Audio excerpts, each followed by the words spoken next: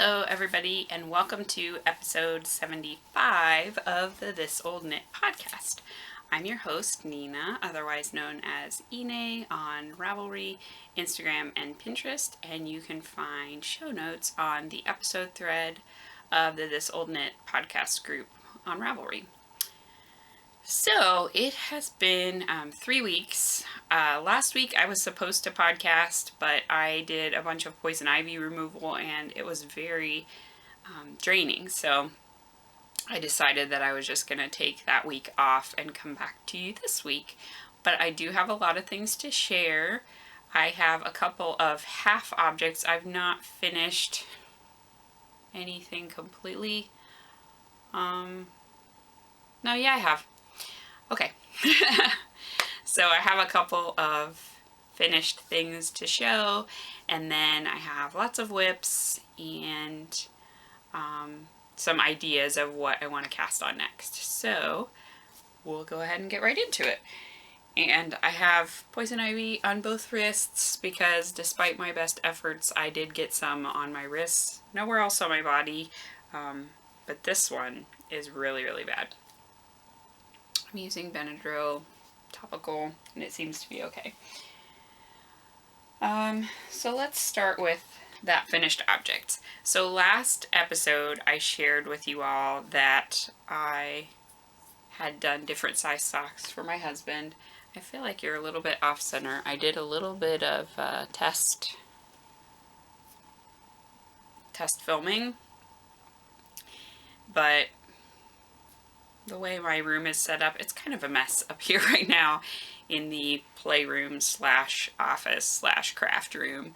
I need to take some time and get it cleaned up, but it's pretty low on the priority list. As I said, we've been trying to do outdoor stuff, so that's taken up most of our free time on the weekend, and then we're so exhausted we just sort of come in and collapse. So yeah, it needs some love in this room and definitely on my desk. It's just been a dumping ground a bit. So the socks were my husband. If you will recall, I made 2 different sizes of Patton's Croy rag shades, blue striped rag socks. So I made a second one of the shorter ones. So they are now matching. There's a little bit of a story with this one, as there always is. So this was my first one that I completed. I used, as I said, the Patton's Croy blue striped rag colorway, and then the heel is Osterman Step Royal in just a navy blue color. It's probably got a number for a color and I didn't write it down. And then I did the same for the toe. So on the second one, I tried to make sure I started at the same point of the ball. I more or less accomplished that. And then, knit the same amount of rows to get to the heel, same heel. I was going down the foot and I swore I had 2 more balls of this. I think that I gave them away. I'm pretty sure that I gave them to either Disa or Mel. I'm not sure which, but when I went to go look for those 2 balls that I thought I had, I didn't have them. So I had wound off some yarn from here to get to the same point on the stripes. So I joined that ball and I started knitting it, and I got to here and then I was out of that. So now I was panicking. Now I've made another set of these socks for myself, and the colorway I used was a little bit lighter. Like, mine aren't as vibrant on these stripes, but I swore I had a bunch left over from that because I don't usually use a full ball of Pattons for each sock. I end up with, I don't know, maybe a quarter of a ball left for each of my socks. And I swore I had that somewhere. But again, I think I've given it away in mini skein swaps.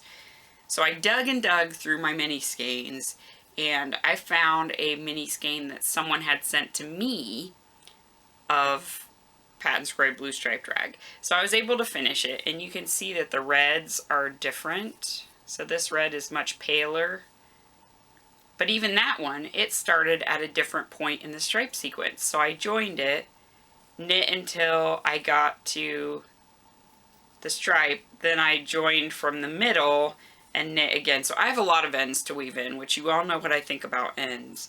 So they are not woven in yet on this sock. But that's fine. My husband was like, I won't wear them anyway until you've got a chance to show them on the podcast, because he's awesome like that. So I didn't need to weave them in to show them to you. I will weave the ends in today so that he'll have this pair to wear for the gym. So he's excited. They are finished, and I now will have to buy another ball of this yarn to make the other sock to match the other longer sock, because it definitely will take a full skein. The saga of these socks continues. The other funny thing is I was knitting them and again moving my progress keeper up every set of 20 rows, and somewhere along the way, I think because I was doing it from where I added the heel flap, and so I had moved it, that's about 20 rows right there, so I moved it for the first 20, and I remembered I had moved it once, so I moved it twice, so I was like, oh, I'm ready to start the toe. And I was like, that foot looks really short. And I counted the rows, I'm like, doggone it, I was about ready to do it again. Make it different size sock. So clearly these are cursed, but they're done. Game over. I'm just drinking water this morning. In this cup from Jessica. Megwin keeps this cup most of the time, so I don't usually get to use it. So that is my finished object for this week. And then I do have a half object in my fun little bag that I sewed. So I finished the first of my Hidden Stairways socks, which I'm knitting for the House Pride Color Cal from Bad Wolf Girl Sits and Knits podcast and the Cables and Crewnecks podcast. They're co-hosting it. I think the Cables and Crewnecks has the Chatter thread. Meg's group, which is the Bad Wolf Girl Sits and Knits, has the FO thread. So I'm a Hufflepuff. So this is Fiber Optic Yarns, Mellow Grello colorway. I don't remember the base. I believe it's just her normal 75-25 merino nylon. I do have this in my stash though, so if you go to my project page, I believe that I linked to it and you'll be able to tell what it is. I really like it because it didn't stripe. It kind of just did like little blips of color. Since I'm not a dyer, I don't know what that technique is called.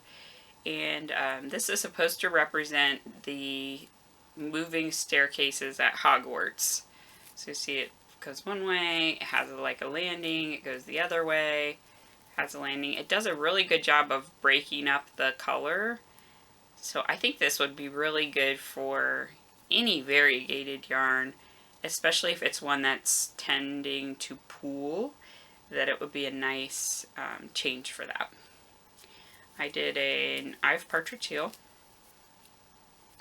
for the pattern, and then I believe this is a rounded toe, but it's a free pattern on Ravelry by Erica Luder. Again, Hidden Stairways is the name of the pattern. And I did cast on the second sock, but I haven't even joined it in the round, so it's cast on. That's basically all I've done on that. Because, oh yeah, and I found this little tin. I was cleaning out our car, which has to happen periodically because gross family cars. And this was a little thing I got for Megwin last Christmas. It was like a Hello Kitty Christmas candies tin, and it's also supposed to be an ornament. But I thought it'd be perfect for some stitch markers. So anyway, I threw it in my bag. It was hiding under the car seat, so I'm sure she's not going to miss it. Oops, I need to put that guy back in there. Okay, so that's my second whip. Um, that was actually my first whip because the other one's done. My second whip is a new cast on. So I cast on a pair of socks for Megwin. Sorry, it's all twisted around my stitch marker. With the Hermione yarn from No Makers. And I think I said last time that this was House Gnome. I found the label. It's actually not. It's Bungalow Gnome, which is the BFL base. So, ooh, these needles got a little bit smashed. Now they're doing weird things. Okay.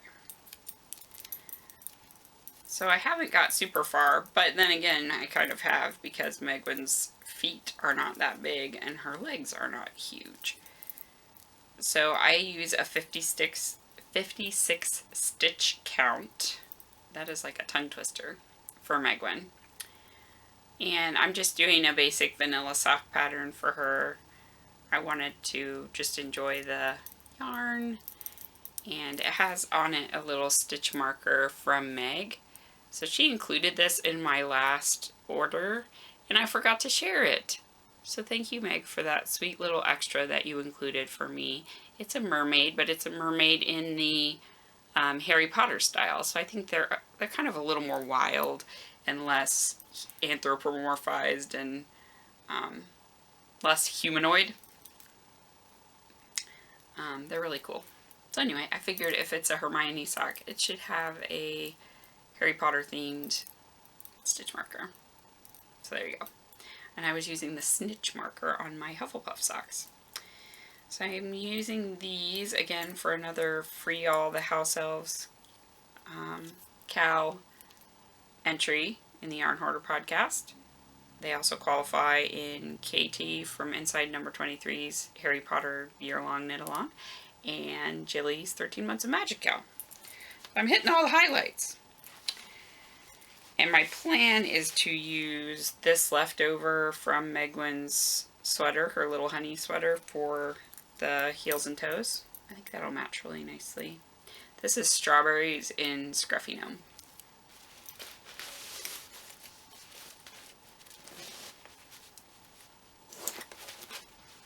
Okay.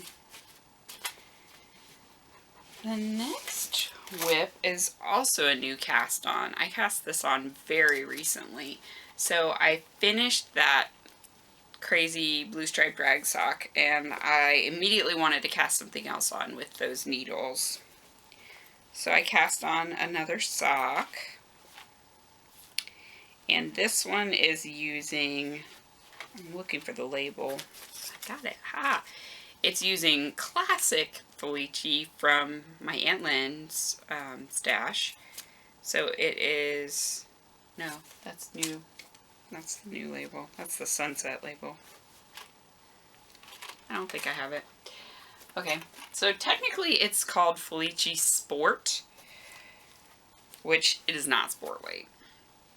I thought it didn't look like sport weight, but I went and looked up on the yarn page because Ravelry very nicely has yarn pages even for things that are discontinued. And everybody in the comments on the yarn said it behaved a lot more like a heavy fingering, which is sort of what I consider Patton's Croy to be, and really modern Felici too is a pretty plump sock yarn. So here's the yarn.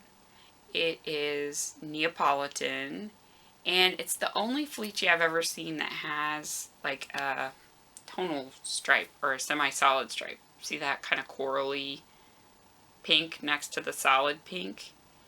It is definitely like a marled type stripe, and it's really cool. So I decided to do some Hermione's Everyday Socks with this because I have seen, I believe it's Charlie's Girl 123 on Instagram. She always does her Felici in pattern, and I've never really used a pattern with Felici. I've always done either that slip stitch, which is the vanilla bean sock pattern, or just standard vanilla sock. But I love all her socks, so I was like, I want to do something that's going to be patterned. And I'm so happy I did because I love how these are turning out. So there's the sock, and it just gives a really nice texture to it. I also think it makes those stripe transitions be a lot more clean and crisp. So the stripe sequence for this is this dark corally pink, a very pale shell pink, a cream, tan, white, variegated coral. And that's the whole stripe sequence. So it's a 6-striper. And I think I need maybe the rest of this tan and then the white stripe. And then I believe I will start the heel. So what I'm using as my model to compare it to is this one that I've completed. And that is Knit Picks Felici in Sprinkles, but it's new Felici. So I knit this one recently. I do still have to knit the second one, obviously, because I have the ball for it. But this one fits really well, so this is kind of just my standard vanilla sock. So I'm just modeling it off of that, so you can see where I am. Basically, that's how much more I need. So I think if I go through the white stripe and then add the heel, that's going to be a good length. And this one, that Progress Keeper came from Molly of a Homespun House. She sent it to me in a package a long time ago, a couple of years ago, I think. But I thought it should have a sweet on it. And it matches the pink. And then what I'm going to use for the heel and toe of this is also leftover from Megwin's Little Honey. And it is the Cookies colorway of Scruffy Gnome. This one's a little bit thinner than the Strawberries Scruffy Gnome. I believe that the Scruffy Gnome base kind of switched maybe a year ago. I got this the year that Amanda released the Milk and Cookies doppelganger set that she does at Christmas time. And I just got the cookies yarn. And then the next year I got the strawberries one, and it's definitely thicker when I knit them together. So I think her Scruffy Gnome tweed base got a little plumper, which is nice. I like it. I like the plumper base. Let me wrap that around there. So anyway, I think that will go nicely. And then I won't break up my stripes, which will be good. So I'm going to do a Eye of Partridge heel. And then the rounded toe that comes in the pattern. So those should be to the heel today and maybe partway through the foot, but we'll see, because we are gonna be going around doing errands, so may or may not lend itself to additional knitting time. And I have to find the other ball of this. I'm not sure what I did with it. I feel like I pulled it out of the bag because I have a bag of stuff that's in quarantine from my aunt's stash. Just because it was in storage in like a basement for a long time in Rubbermaid tubs. But I was concerned, like I did see a couple of like little moth casings, so I didn't want to put it with the rest of my stash. I'm paranoid after the moth invasion. I don't want anything to happen to my stash. But I'm having fun with those. It's really fun to knit stuff from her. And I love Felici, as you all know. And they put out new colorways, and I may or may not have bought like almost all of them. I really didn't need to buy more yarn this month, but I did. That's fine. It will bring me joy. It will bring me joy. And it will be good.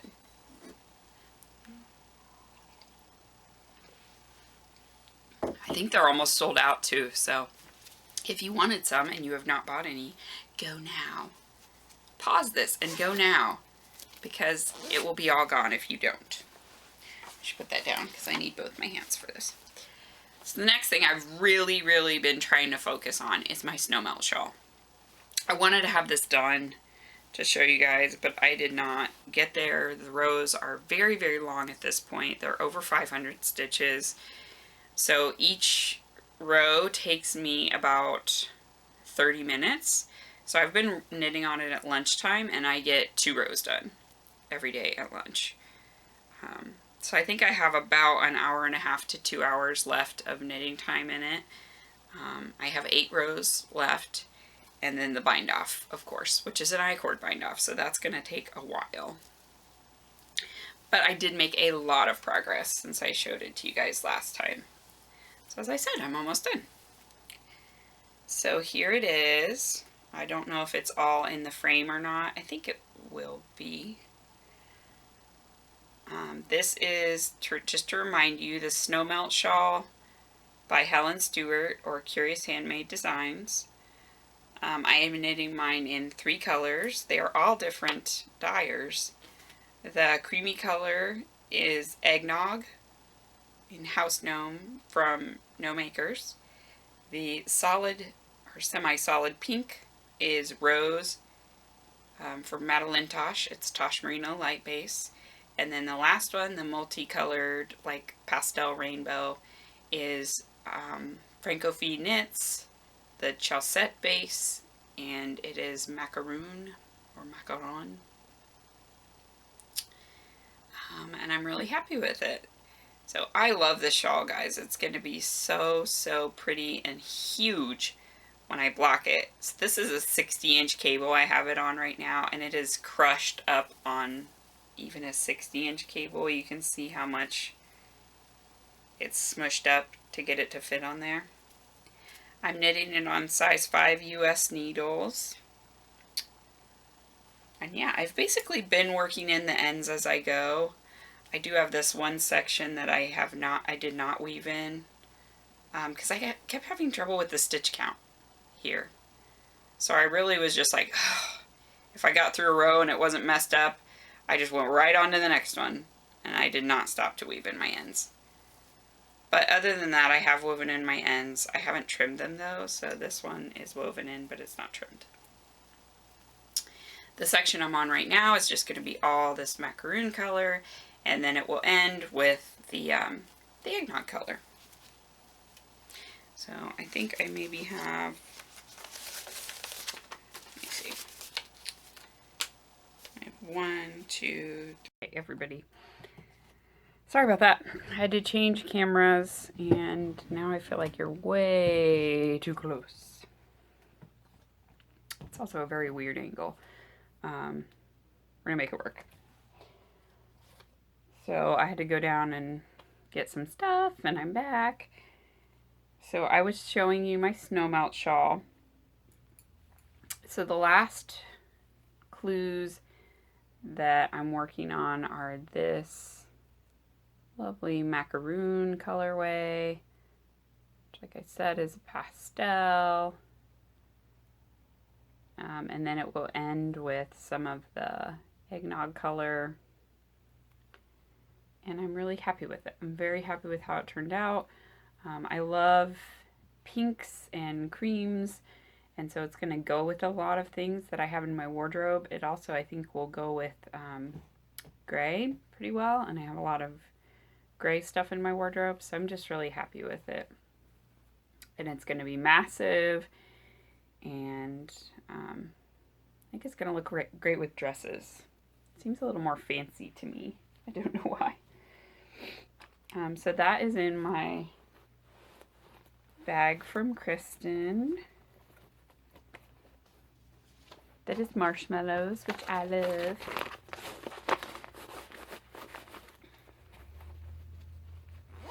It makes me happy. I love marshmallows. So thank you, Kristen. And then, let's see. Another new cast on that I don't believe I've shown you guys is the ripped out parts of my Lyric Tree hoodie.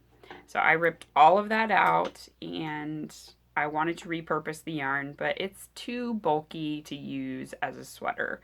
I am a large chested woman, and super bulky yarns do not really do anything for me. So I decided I wanted to use it for a blanket because as I said before, the yardage estimates on that particular pattern were really, really awful.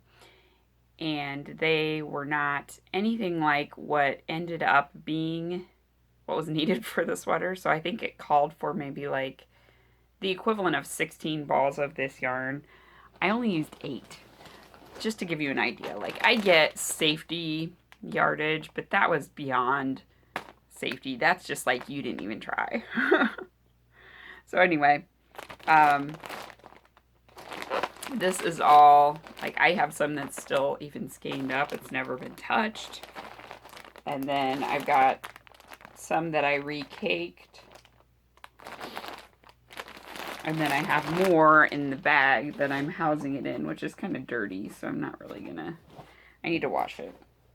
It's a tote bag that I got from the Honest Company, which has great stuff, by the way. But at Halloween, they had, you could get a free tote bag. So it has all these cute little orange skull and crossbones on it and a little shiny logo. It's just a nice sturdy canvas bag, and it's huge, as you can see. So I use it for like my blanket projects. I had my 10-stitch blanket in it before I made the gigantic bag that I now use for it. So it's got another giant bag in it. It also has pieces of tortilla from Joshua, apparently. Gross. So I have 1, 2, 3, 4, 5 skeins in here. A little partial skein, because obviously I was frogging a completed object. So I had some that I'd used for seaming the sleeves, because it had seamed sleeves. So what I decided to do, because this is using giant needles. These are size 19s. These are the Knit Pro Harmony wood needles. So they are wood. And yeah, that's a size 19, so it's giant. They kind of hurt my hands a little bit. They slow me down because, yeah, they're big. But what I worked that sweater on is I got I think this is a 60-inch cable. I got a 60-inch cable, and then I magic looped it because I didn't want to buy more than one pair of these needles because I never used that size for anything. So, but that's great because I'm going to knit a blanket. So to keep it simple, super, super simple, I decided I was going to make a gigantic Grandma's favorite washcloth, but I will make it into a blanket.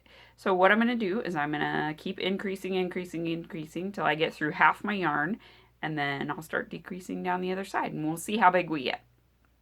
I'm hoping that it'll be big enough to be like a couch throw for the kids, because this is Barocco Sunday, I think is what it's called. Here, let's look. Since these skeins are not unskeined.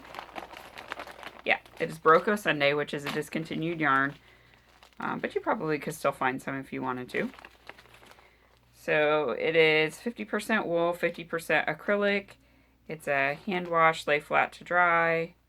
The color is covered up by a lovely sticker. Oh, it's color 8721, which I think was like silver or something.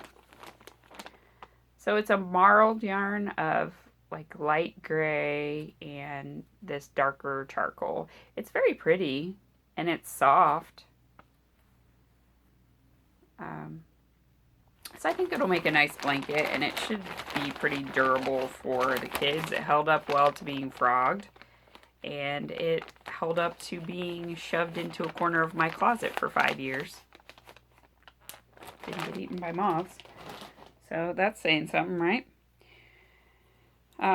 So this is what I've got so far, and this is maybe like an hour's worth of work, because it is still, even with doing those stupid huge needles, it is fast. So it's already like what I would make a triangular shawl. It's like a poncho. Just do 2 of those and throw them together as a poncho. So yeah, Joshua was actually already making me put it on him as a blankie when he's napping. I do have several ends on the back because I started with some of those little partial balls that I had from when I frogged it. And if you've never knit a grandma's favorite washcloth before, all it is you start out with 3 stitches. I think it's 3 or 4 stitches. And then you go knit 1, yarn over, knit to the end of the row. Flip it, knit 1, yarn over, knit to the end of the row. And you just keep going. So you're just increasing 1 stitch every row. And it's garter stitch. So this is going to be nice, loose, and fluffy. It's going to be really warm. And just a pretty neutral blanket to have on the back of my couch. So there you go. Gigantic grandma's favorite washcloth blankie. Make one of your own. Plus then I don't have to think about it. I did have a couple patterns I was looking at and I was just like, you know what, I don't want to think about it. I just want to do it and pick it up when I feel like it and just knit a row or 2 and throw it back down, and it's going to grow as it grows. So eventually that gigantic mass of yarn will be a usable something. Is this the last whip I have? Yes, this is the last whip I have. Because I really, like I said, I've been working a lot on my snow melt. And then the hidden stairway sock were the 2 main things that I worked on this week.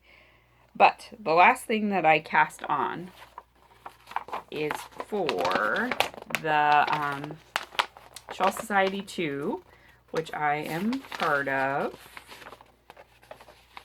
The second pattern that she released was called the Sprite Spin Shawl, and she used a gradient set, so it looks like this.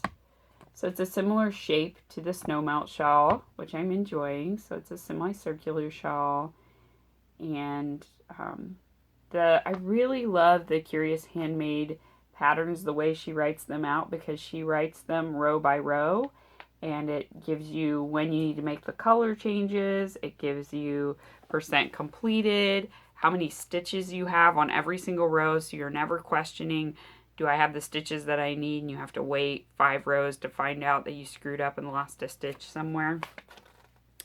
I love that she has taken all of the mystery out of that, and they're very, very easy to follow, very intuitive and fun. So I wanted mine to be a gradient, and for Shawl Society, they actually give you like some clues and yardage needed and the type of yarn that she used in her sample before you get what the actual design will be. So for this one, I had already decided based on the name that I was going to knit something mermaid themed. So I made my own gradient with 3 different yarns from Stash. Yay! I'm trying to do more stuff from Stash just so that I can rotate the stash a little bit. So what was the genesis of mine was this yarn, and this is my last yarn from Kristen's last sock club, which she has a new one that of course I signed up for because I'm addicted to Wool and Vine yarns and I can't say no, and I know Kristen's gonna make something amazing. Her new one is based off Twin Peaks, which I love that show. So I'm really excited. It's going to be rebooted soon. And so she's doing the Twin Steaks. So this one, let me try and block the external light there.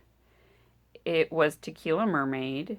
And my last club, she gave a choice of Footsie, I think, or Blitzed, and I got mine all on Stellina. You can't see that it's sparkly at all because the light is terrible. But Tequila Mermaid is like this limey and mint green, and it has speckles of different shades of pink and orange and blue. It's really pretty. So I wanted to start with this because I really, really wanted to knit it up. So Tequila Mermaid. Now my light's going to totally change because the sun's going behind a cloud. And then when mermaids have tequila, they invite sea dragons. So this is Sea Dragon from Bad Wolf Girl Studios. So Meg dyed that. So we have these two. And that really picks up. You can see those pops of the same color. Really picks up on that. And then the last one I had was cucumber, because they're going to eat cucumber sandwiches at their party. So Tequila Mermaid, Sea Dragon, Cucumber. And I'm doing them this way, actually. So we'll start with this one, go into this one, end with this one. So I had already made kind of a gradient, and then when she released the pattern and it had the pictures, I was like, oh my gosh, she did hers in greens too, but that was unplanned. I just made my own gradient and then figured out after the fact. So I have not got very far on this shawl, but I did get a little bit done. And of course they invited the minty narwhal, because what is a party without a minty narwhal? So this is my Party in the Mermaids Grotto shawl. The narwhal is from Sugar Tots on Etsy. And I've just got a baby shawl started. But I like it so far. I like what's happening. I like that Meg's yarn is almost striping with this stitch count. So I'm getting these little arcs of different shades of Sea Dragon. I love naming my projects. I have so much fun with it. So yeah. I'm gonna love it so much. Isn't that the most beautiful thing you've ever seen, guys? I can't even. Now I have to try to fit them all back in this bag. I have them right now in a Lovesock wool bag that Sarah gifted to me. And it's a little tight with 3 skeins, but I think once I've knit a little bit off of them and they're a little bit more squishy cakes, it'll be totally fine. So it's in this bag because it kind of matched. I like to match my project bags to my stuff. I'm using my pattern now. I'm not to do that, leave my patterns out, because then I'll end up not knowing where it is. That happened to me with the Petty Candy Tea. No idea where my pattern is, and I marked what size I was using and what row I was on. Anyway. Yep, so that is it on the whips that I am working on. So things that I am planning for the future. I'm getting out my folder. My delightful, magical unicorn and kittens and butterflies folder. Because I had really good taste when I was a kid. It's from my childhood. And it is like packing taped to the moon and back to try and keep it together. It's seriously falling apart big time. Okay, so my next thing that I am going to cast on is I am going to test knit Kristen's new pie shawl. And I've never done a pie shawl before, so I'm really, really excited to try to do one. So she just released this for the test knitters, and it is called Oracle. It is a pie shawl with brioche and lace. So I also can use it for the brioche along in the Squirrel Pie Productions podcast with Tommy. Isn't it beautiful? I love it. So what I was thinking is I was originally going to try to do one that was somewhat lighter so she could have an alternate picture on her pattern page that would show what it looks like in pastel yarns. But I could not, for the life of me, find 3 colors that went well together that were lighter. I just couldn't do it. So apparently, the only set of 3 that I had was what I'm using in my snowmelt shawl, and otherwise I really like dark colors. That's fine. So that's part of the reason that my desk is torn apart behind me, because I pulled out every skein of fingering weight yarn I had, and Megwin and I went through a matchy-matchy party. It was like literally an hour to 2 hours of just looking at different 3-color combinations and ultimately coming up with only one that I think will work. So this, which is Velvet Grapes Malabrigo sock.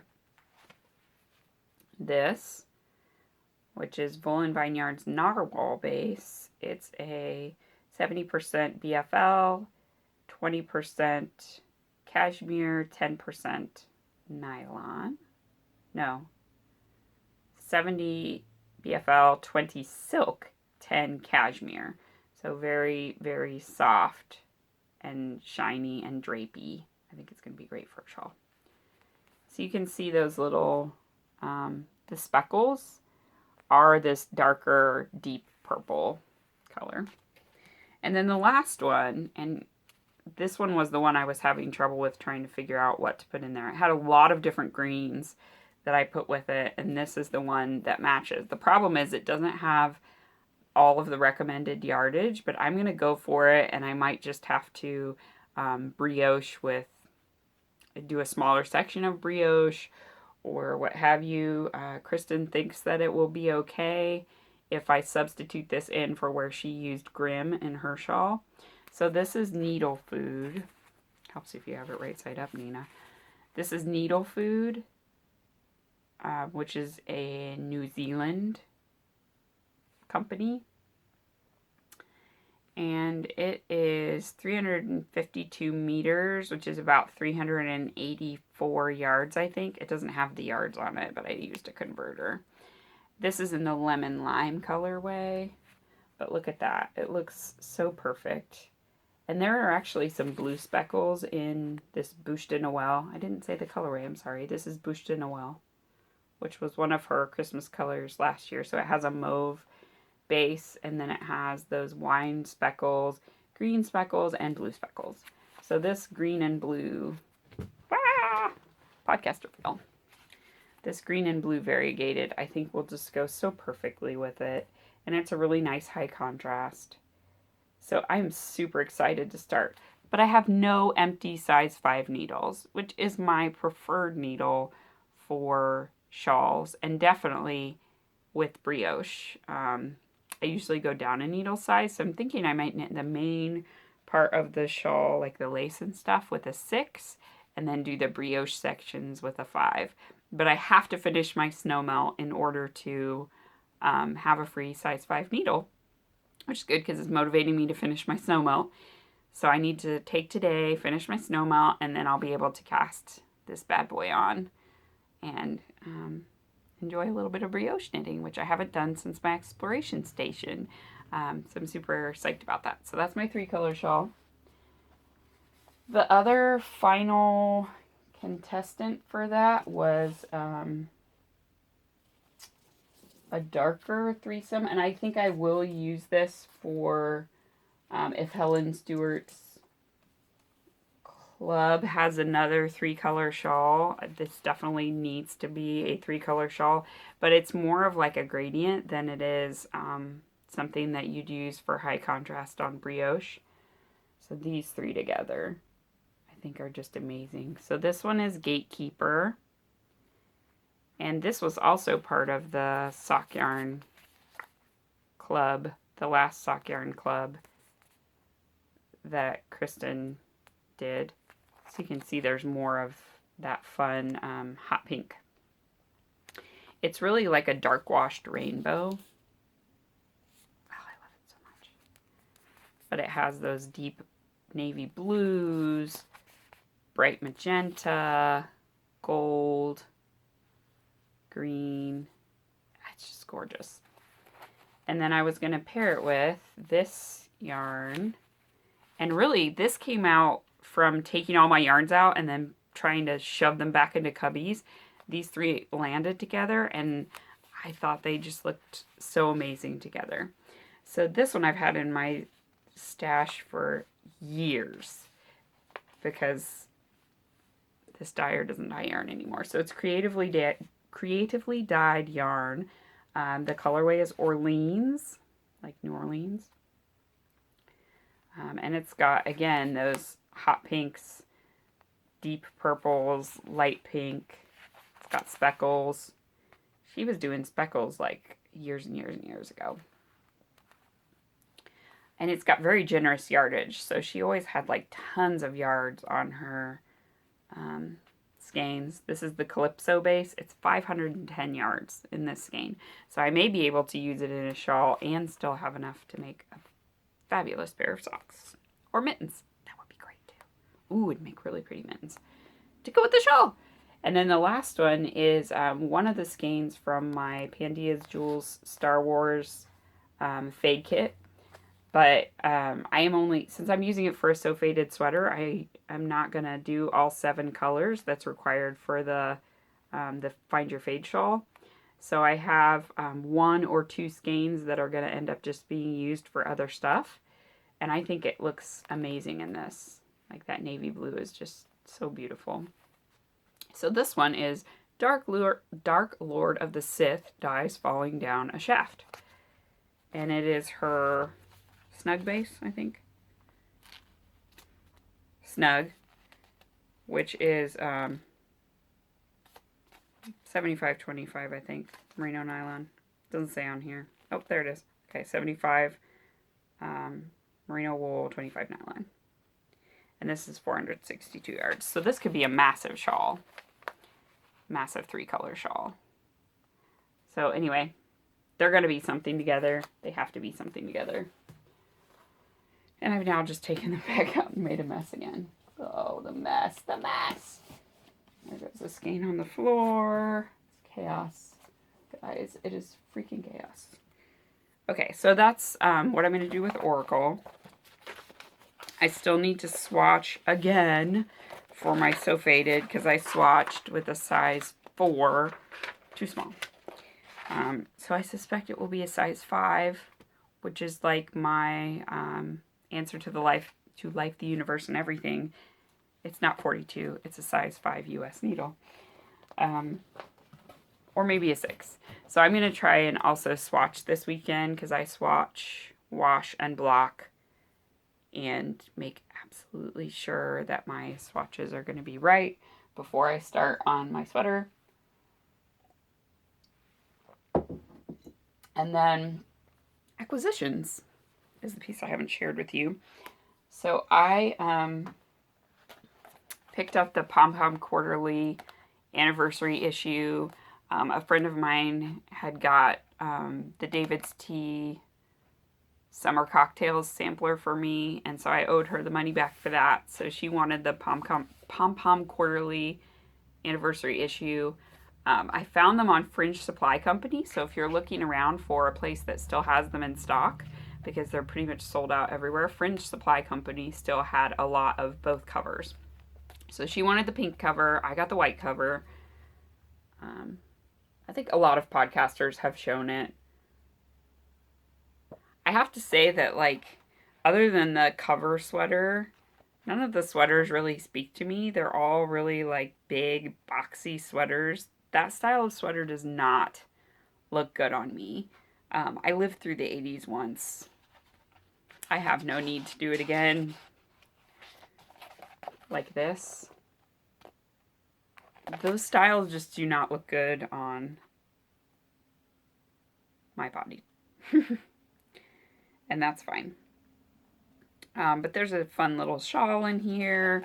There's these cute little mitts. I probably wouldn't put the pom-pom on there, but I do like the mitt pattern. There's some color work hats that are very nice. So the sparklers one is nice. There's a cowl. I do like this sweater, the Fête sweater.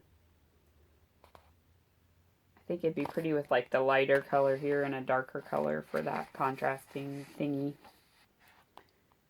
But it's pretty.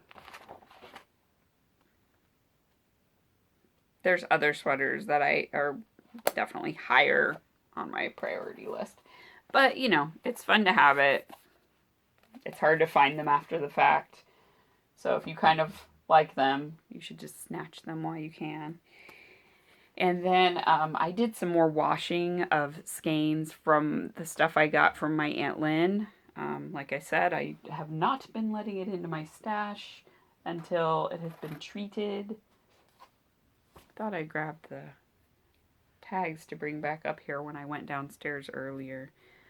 This is a discontinued base of Knit Picks, so they haven't carried this for a long time. This is Memories base, and it is 100% merino wool. This is in the red hat color way. So I'm thinking maybe some mittens and a hat for Megwin, because it's not a lot of yardage. It's fingering weight.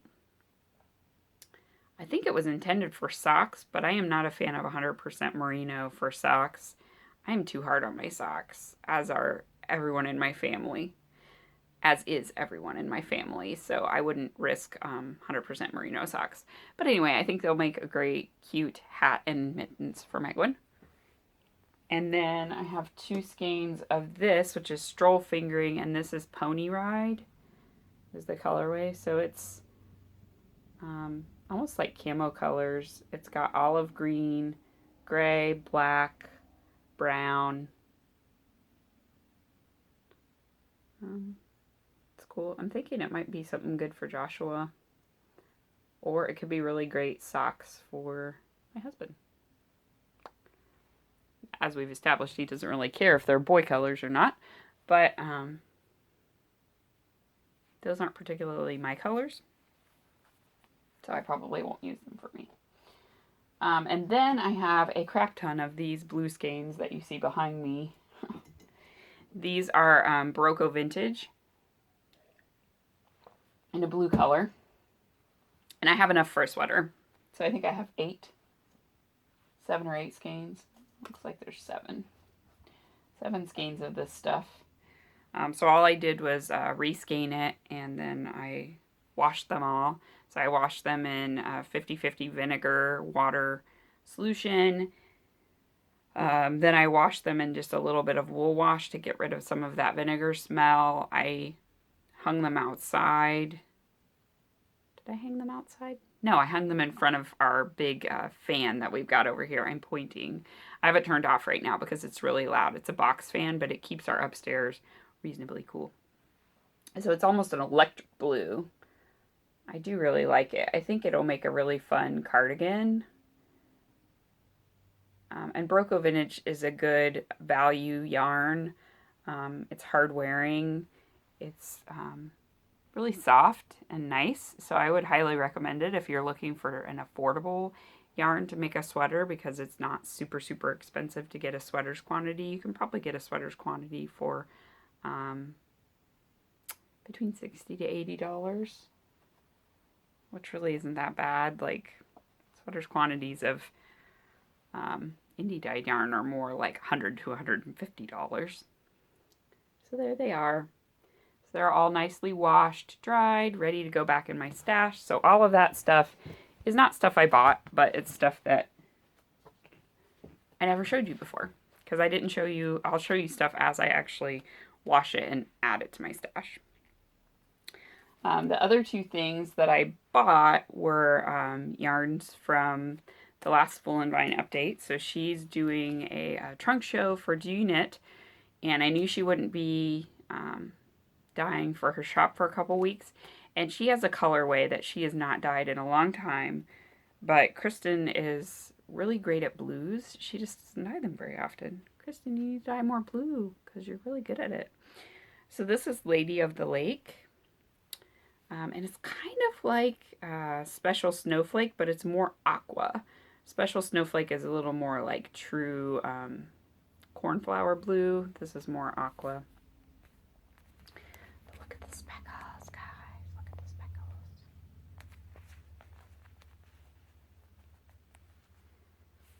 So this will probably go in a shawl at some point. It's on the Volca base. I love it. I need more semi-solids to put in shawls. That was my thinking with buying this, because I'm starting to whittle down all of my semi-solids, and I just have a lot of variegated, which I have to stop myself from buying lots of variegated because you need stuff to pair with it. So this is a good like tonal yarn. It's got those speckles for fun, but it will really go well with other things that are more wild and vibrant. The other one, I've been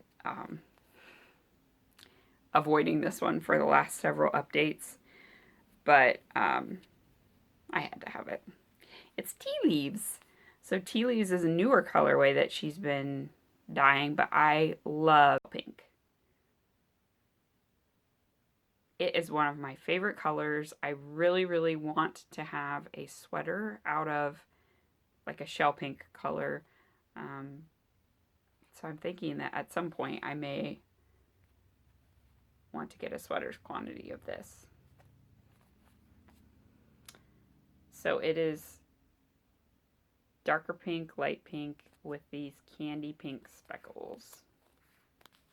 Wouldn't that make the most amazing sweater ever?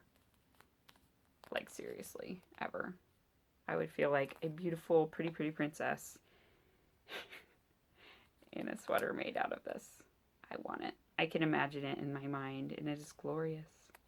It is glorious in my mind. I love it. I love it, Kristen. I love it. So I don't know what I'm going to make with this. It might go in a shawl, or maybe a sock head. Or I may just save it and add it to other skeins of this for a sweater quantity. I don't know what I'm going to do. But I love it. So that is that. Ooh, actually. What about these two in a Find Your Fade? Or in a faded, faded sweater. I don't know. We'll see what happens. That's everything I have to share with you guys. So just general chatter. We decided to set up our really old aquarium for Megwin. So I have a custom aquarium that's about 8 gallons, I think. It's small. It's like that tall, that wide, roughly like this. And I was thinking, like, we're talking about maybe getting a new house within the next year or so. So I'd rather wait on the bunny until after we're settled into wherever our next house is going to be, so that we don't have to like figure out what to do with the bunny while people are coming and looking at our house, and we'll have a lot of work to get it to show ready state. That's just a lot more responsibility than I feel like I want to take on right now. So I thought a fish might be a good alternative for her.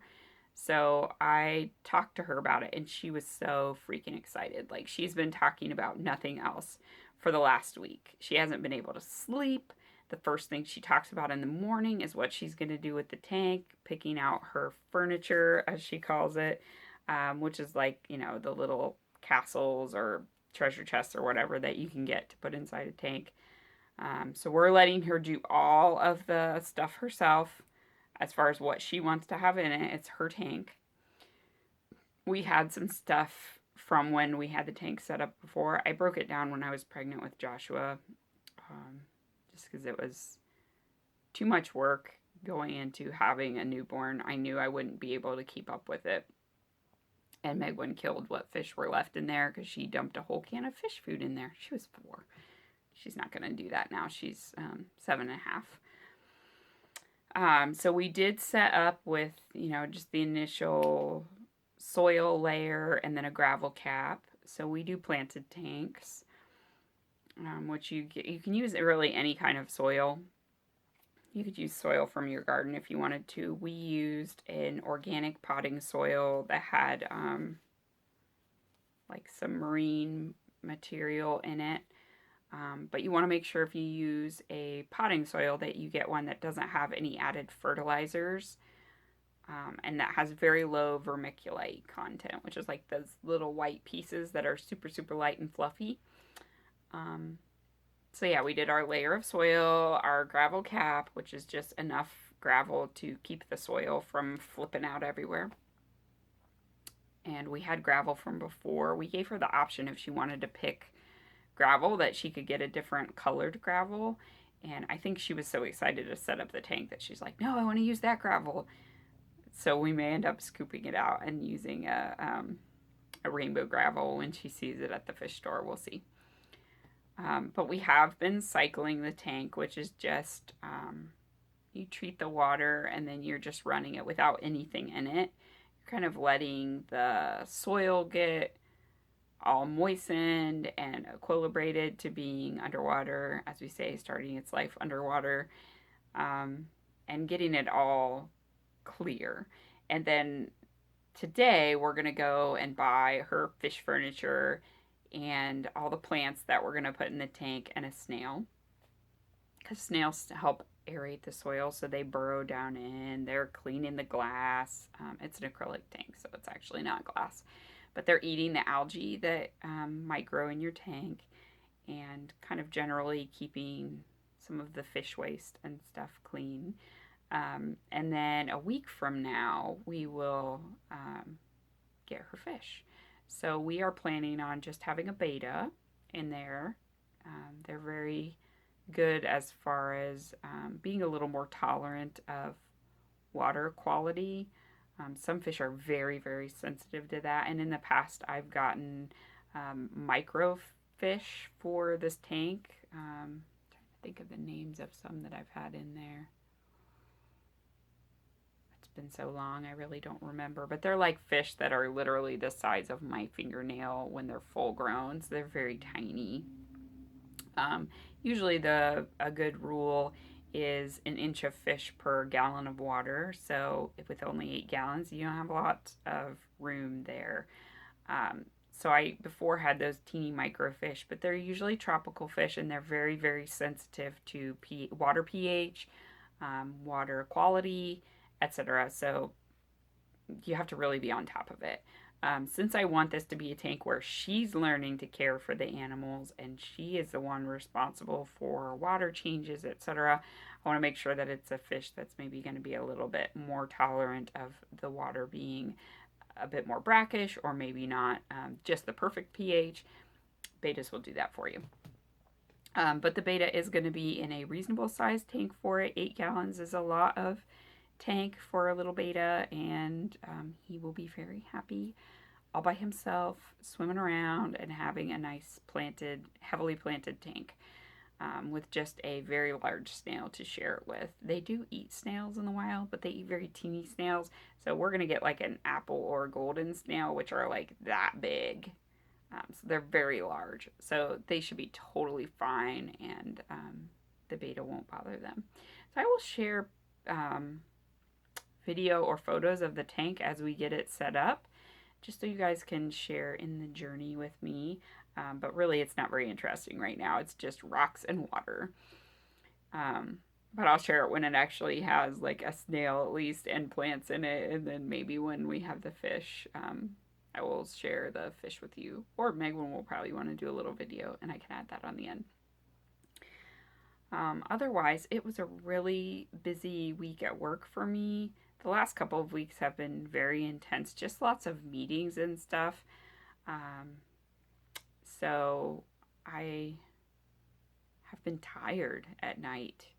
I just kind of have come home, eaten dinner, hung out, and maybe knit on my shawl for an hour and then just fall asleep by like 10. The kids' schedules are a little bit off as well since it's summertime.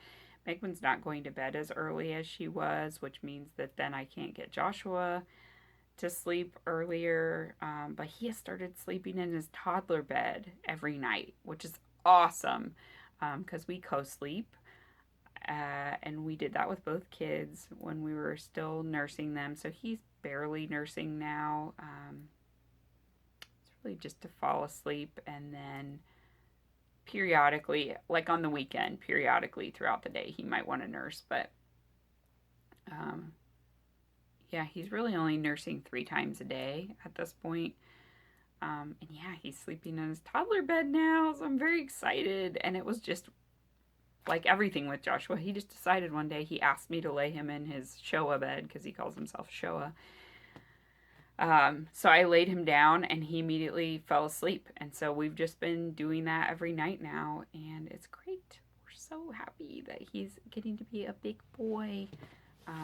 And that's part of what's precipitating the talking about a new house as well, is that we said once he's going to start needing his own bedroom, or once he would reliably sleep in his own bed, then it makes sense for him to have his own bedroom. Our house right now is a 3-bedroom house, and this is one of the bedrooms. I don't know where I would put all of this stuff. If this became his bedroom, it's not fair to him to then have me be telling him, but get out because I want to craft right now, or I need to sew and don't touch my stuff. Like, that's not fair. I don't want to do that to him. And I need a place, if I work from home, to have the ability to just shut the door and the kids then can't come in there. And again, I'm not going to do that to him with his own bedroom that, oh, I'm working from home, so stay out. So yeah, we need to get more space or a more appropriate layout. And we have probably about a year to make that happen. Because his toddler bed is set up in our bedroom now, right now. Our master bedroom is quite large. So he's in, half of it, and that's fine. So anyway, that is basically all the news I have. Our Random Fandoms Cal is still going on. I am seeing some finished objects. Yay! Good job, guys. And a little bit of chatter, so it seems like you guys do want to continue with that one. And then I was chitter-chattering with Meg a little bit about maybe co-hosting a Cal going into the fall. So we haven't really cooked up what that will be, what the theme will be of that yet, but stay tuned for that. So we'll just keep going with what we've got.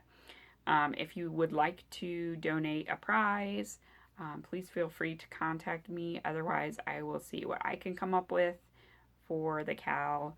And as always, thank you all for your time and all the fun chatter and comments, and those who follow me on Instagram and share your stuff with me. Thank you, thank you, thank you. I love being part of this wonderful, wonderful community. So until next time, have a great week doing the things that you love, and I will see you in, I guess, 2 weeks. All right, bye-bye.